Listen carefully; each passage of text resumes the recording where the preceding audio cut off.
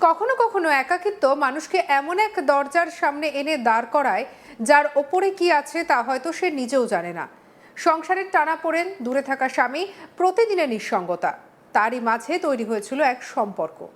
সেই সম্পর্ককে ঘিরেই এবারে প্রকাশ্যে এলো চরম উত্তেজনা। ভালোবাসার অভিযোগ থেকে শুরু করে লজে একান্তে সময় কাটানো, তারপর হঠাৎ সেখানে হানা, আর শেষ পর্যন্ত দড়ি দিয়ে খুঁটির সঙ্গে বেঁধে মারধরের অভিযোগ। সম্পর্কের বিচার কি তবে সমাজ নিজের হাতে তুলে নেবে, নাকি ব্যক্তিগত জীবনের টানাপোড়েনের শেষ পরিণতি হয়ে উঠবে প্রকাশ্য হিংসা? এই প্রশ্নই এখন ঘুরপাক খাচ্ছে। ঘটনাটি জলপাইগুড়ি জেলার ধূপগুড়ি ব্লকের খট্টিমারি ও পূর্ব মাগুরমারি এলাকার। অভিযোগ, খট্টিমারি এলাকার বাসিন্দা রেজিনা বানু এবং আলী হোসেন দুজনেই বিবাহিত, দুজনের রয়েছে একটি করে সন্তান। রেজিনার স্বামী ভিন রাজ্যে পরিযায়ী শ্রমিক হিসেবে কাজ করেন, সন্তানকে নিয়ে বাড়িতে একাই থাকেন তিনি।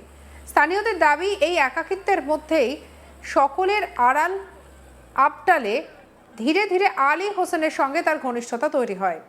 স্থানীয় সূত্রে দাবি, প্রায় 2 বছর ধরে রেজিনা এবং আলীর মধ্যে সম্পর্ক ছিল। আলী হোসেন ধূপগুড়ির কুমলাই ব্রিজ সংলগ্ন এলাকার ফুটপাতে মুরগির ব্যবসা করেন বলে জানা গিয়েছে।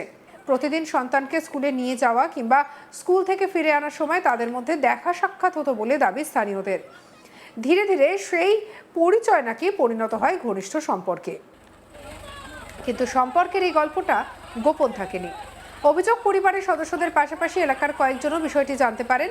এরপর তাদের গতিবিধির ওপরে নজর রাখা হচ্ছিল বলে স্থানীয় সূত্রে দাবি।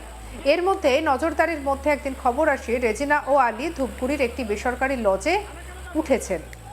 খবর পৌঁছতেই যেন বদলে যায় পরিস্থিতি।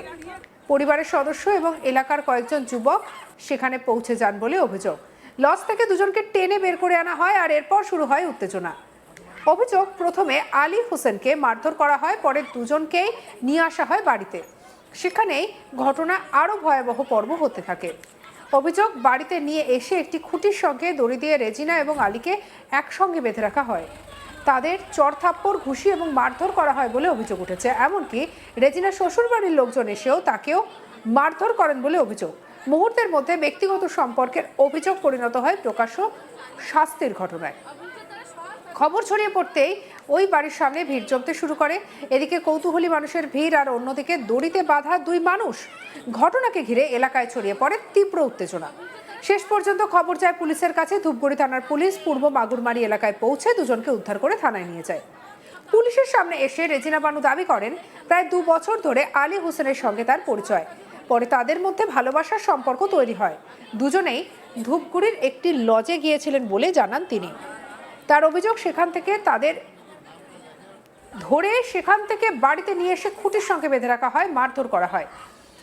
একই দাবি আলী হোসেনেরও। তার বক্তব্য, রেজিনার সঙ্গে তার প্রায় 2 বছরের সম্পর্ক। তারা লজে গিয়েছিলেন, সেখানে তাদেরকে ধরা হয় এবং দড়ি দিয়ে বেঁধে মারধর করার অভিযোগ করেন তিনি। কি বলছেন আলী হোসেন, শুনবো।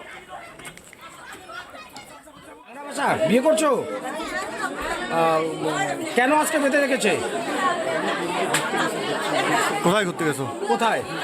ধুপগুড়ি কোথায়? শাল আছে। কে দেখলো? মেয়ের বাড়ির লোক না তোমার বাড়ির লোক? কেন বেঁধে রাখলো? ওখানে কি আপত্তিকর অবস্থায় ছিলে? আপত্তিকর অবস্থায় ধরা পড়ছো? কতদিনের সম্পর্ক তোমাদের? 2 বছর। তুমি কি বিবাহিত? উনিও বিবাহিত? বাচ্চা আছে? তোমার কয় বাচ্চা? 1। ওনার কোথায় বাড়ি তোমার? হ্যাঁ। তবে ঘটনার আরেকটি দিকও সামনে এসেছে। কয়েকজন স্থানীয়ের দাবি, দীর্ঘদিন ধরে দুজনের মধ্যে সম্পর্ক ছিল এবং বিষয়টি এলাকায় অনেকেই জানতেন। আলী হোসেনের আগে একাধিকবার বিয়ে করেছেন বলেও স্থানীয়দের কেউ কেউ দাবি করেছেন। প্রতিবেশী জাহিরুল হকের দাবি, ওই মহিলা ও যুবকের সম্পর্কের বিষয়টি জানার পর তাদের উপর নজর রাখা হয়। লজে যাওয়ার খবর পেয়ে একাধিক লোকজন সেখানে পৌঁছন। পরে দুজনকে বাড়িতে এনে দড়ি দিয়ে বেঁধে রাখা হয়। পুলিশ এসে তাদের উদ্ধার করে নিয়ে যায়। ঘটনার কেন্দ্রে রয়েছে একটি সম্পর্ক, কিন্তু সেই সম্পর্কের সত্যতা, তার সামাজিক এবং পারিবারিক পরিণতি, এসবের বাইরেও সামনে এসেছে আরও বড় একটি প্রশ্ন। কারোর ব্যক্তিগত সম্পর্ক নিয়ে অভিযোগ উঠলে তার বিচার করার অধিকার কি পরিবার ও এলাকার মানুষের হাতে চলে যেতে পারে? সম্পর্ক নিয়ে আপত্তি থাকতেই পারে, কিন্তু তার জবাব কি মারধর, অপমান আর দড়িতে বেঁধে হতে পারে? ধূপগুড়ির এই ঘটনায় তাই শুধুমাত্র একটি সম্পর্কের অভিযোগ নয়, সামনে এসেছে সামাজিক উত্তেজনা, আইন নিজের হাতে তুলে নেওয়ার মতো বিষয়। এই নিয়ে আমাদের কালিক রাজেন প্রধানের রিপোর্ট দেখাবো। দেখো, প্রকাশ্যে রেজিনা এবং আলী হোসেনের প্রেম, যেটা প্রতিশ্রুতিবদ্ধ প্রেম, কিন্তু মানুষের চোখে চলে এসছে। দীর্ঘ 2 বছর ধরে এই প্রেম তাদের চলছিল বলে স্বীকার করেছেন উভয়।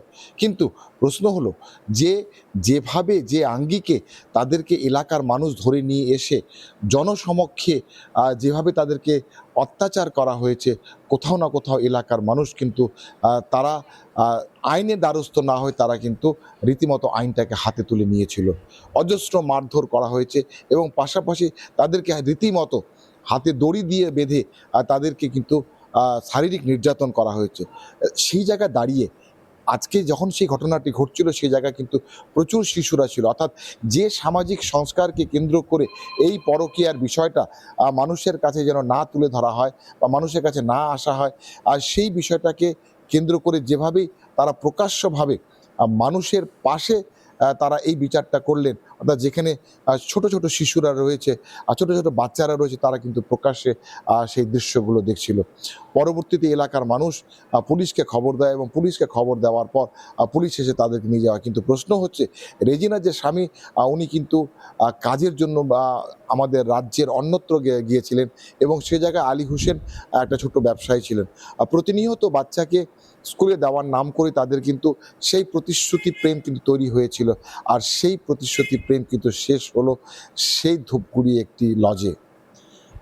সেই লজে যখন এলাকার মানুষ যখন ধরে ফেলার পর কিন্তু তাদেরকে শারীরিকভাবে নিগ্রহ করার পর তাদেরকে যেভাবে সামাজিক লাঞ্ছনা করা হয়, সেটা কোথাও না কোথাও সমাজের কাছে কিন্তু ভালো বার্তা যাবে না।